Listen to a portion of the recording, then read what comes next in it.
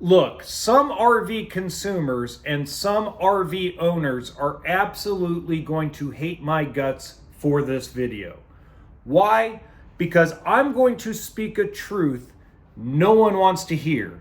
No one wants to hear about the value of their motorhome, their travel trailer, their fifth wheel, their toy hauler, etc. Something they built memories in, something they spent a lot of money on, etc. But the reality is, it has to be said. Welcome to HB RV Lifestyle, the podcast. I'm the host, John Levingston, aka the Honey Badger, here to give it to you straight and transparent about the RV business, as well as some other things. Now, we have spoken on this podcast about the ego of people when it comes to the value of their rig. It's the same thing in cars, trucks, houses, pool tables, refrigerators. Everybody's got the special one, and they always have a reason why it's worth more than anybody else's. We all know someone like that, right? Okay. But what I haven't talked about is something that really needs to be discussed, because a lot of people complain about the floor plans of just about every single fifth wheel or toy hauler or motorhome built. They always think that they can build one better. Why didn't they just do this? Well, you're the only individual that wants that type of thing. So what happens? Folks go out and do full-on modifications that devalue their RV purchase significantly. So let me give you an example. I had a guy who brought in a Road Warrior fifth wheel toy hauler. He lived in it. And great guy. Amazing dude. He's tried to sell it for 7 months. And he's asking, realistically, around wholesale book for the fifth wheel. He's not even asking a tremendous amount of money for it. Now, he's removed all the closets and cabinets up front and installed a stackable washer dryer, painted the entire room white when it was a brown, and then proceeded to remove the entire entertainment center and put his own little system in there, and then removed the dinette and the bunk bed in the back and put this U-shaped couch with a 75-inch TV. Now, while that all makes really cool sense if you're going to own it the rest of your life, he's owned it for 3 years and now he's like, well, I'm done. We just built a house. And I go, well, the reason why you're not selling it is because it's no longer an RV. It's now a house. And he looked at me. And I go, you're asking too much money. I said, I said, if I were to take this project on, I'd have to repaint the whole thing to an original type of color, not a brown, but maybe a gray, install closet, install drawers, put clothing up. I mean, I wrote it down. And when we both sat down and looked at the prices of wood, the prices of equipment, the prices of stuff that I would need to be able to fix it, it came out to about $18,000. I go, so you got to put 18 grand into the coach to make it sellable, to maybe get 45 to 48 grand as a toy hauler. Plus your time, plus your energy. I understand that people have this vision. Oh, I'm going to live in a coat. Why can't they make a 24-foot travel trailer with washer dryer? It would be perfect. And then they build the 24-foot trailer, because somebody did, with a washer dryer capability, and nobody bought it. Nobody bought it. Fact of the matter is, the RV industry as a whole, while they can be idiots and morons, are pretty smart folks. And let's give credit where credit's due.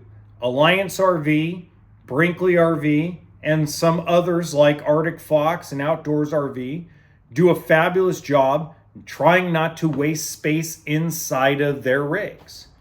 But they're not ever going to be perfect. Brinkley is never going to be the perfect floor plan. You are lucky to get 70% of what you're really looking for. I always told people, if you get anything over 7 out of 10 of everything you're looking at, woo, you got the perfect coach. You're lucky to get 60. You're lucky to get 55% of what you're looking for. That's why you narrow down what are the most important parts. That's why it takes so long to buy. I used to have sales guys ask me, why does it take 5 to 6 months for somebody to buy a $25,000 trailer? And I said, because it's not about the money.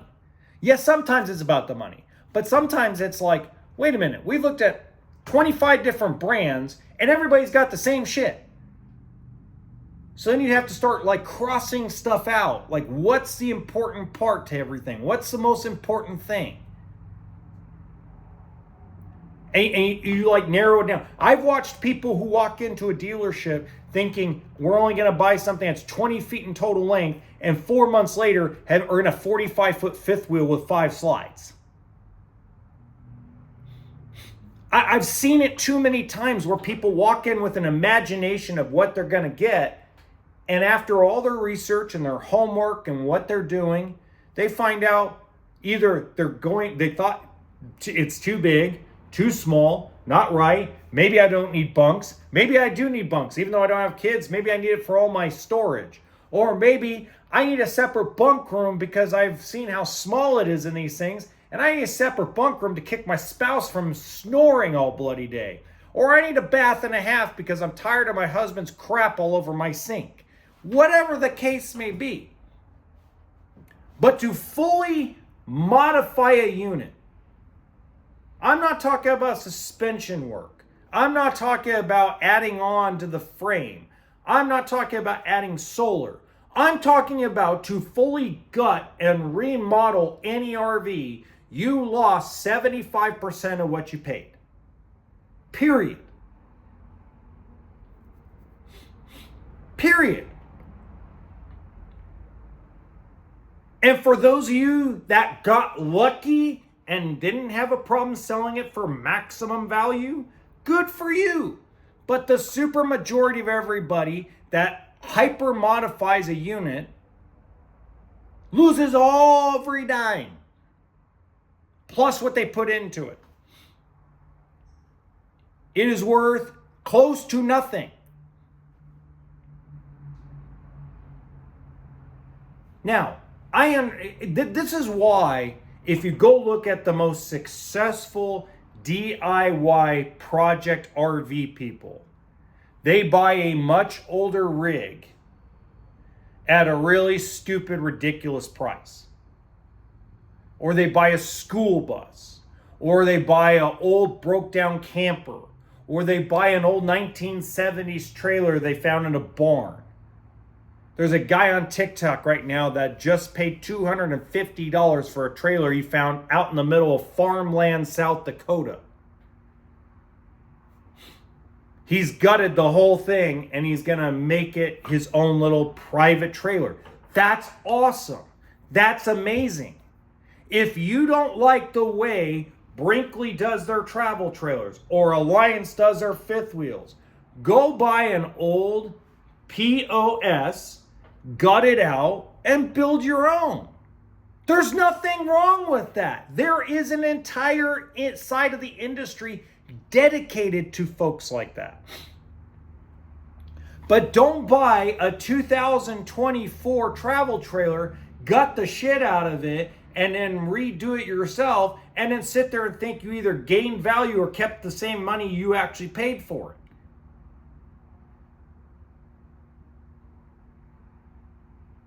I know you don't want to hear this. I get it. But it's a fact of life. Cars and homes are all different. You could go modify a house all you want. Whole different ball game, whole different avenue.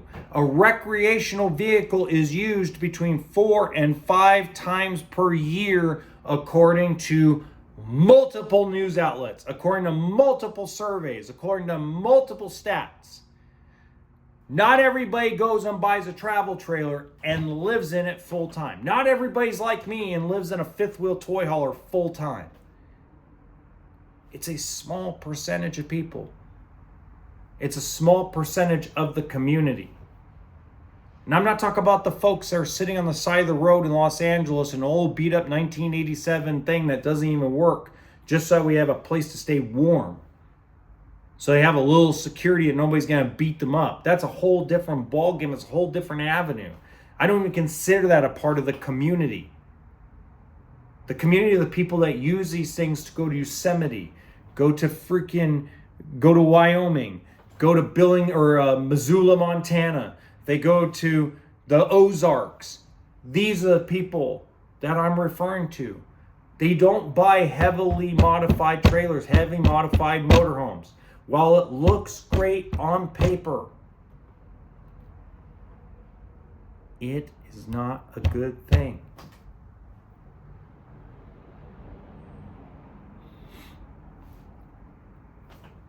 It is what it is.